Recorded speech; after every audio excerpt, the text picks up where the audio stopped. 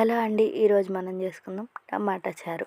టమాటాలు కడిగి ముక్కలు కోసేసి ఆ టమాటా ముక్కల్లో కొన్ని ఎండుమిరపకాయలు, పసుపు, ఉప్పు, ఎల్లిపాయలు యాడ్ చేసుకొని ఉడికించుకుంటున్నాను. మీరు కావాలంటే ధనియాలు, జీలకర్ర, అల్లం కూడా యాడ్ చేసుకోవచ్చు.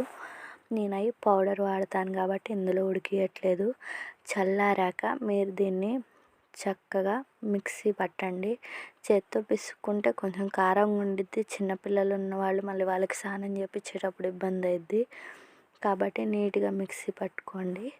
ఇప్పుడు తిరగమాతకి ఆయిల్ పోసి ఆయిల్ హీట్ అయ్యాక జీలకర్ర, ఆవాలు వేయండి. అందులోనే ఒక ఉల్లిపాయ కూడా యాడ్ చేసుకొని కరివేపాకు కొంచెం మగ్గాక చారు పోసి తిరగమాత పెట్టుకోండి. ఇది మరిగేటప్పుడు ఇందులో ధనియాల పొడి, జీలకర్ర పొడి, కావాలనుకుంటే సాంబార్ పొడి కూడా యాడ్ చేసుకుంటే ఇంకా బాగుండిద్ది. లాస్ట్లో కొంచెం కొత్తిమీరతో గార్నిష్ చేసుకోండి. ఫీవర్ వచ్చినప్పుడు చింతపండు లేకుండా నోటికి మంచిగా తినాలంటే ఇది బెస్ట్ రెసిపీ. నా వీడియోని లైక్ చేయండి, షేర్ చేయండి, సబ్స్క్రైబ్ చేయండి. బాయ్.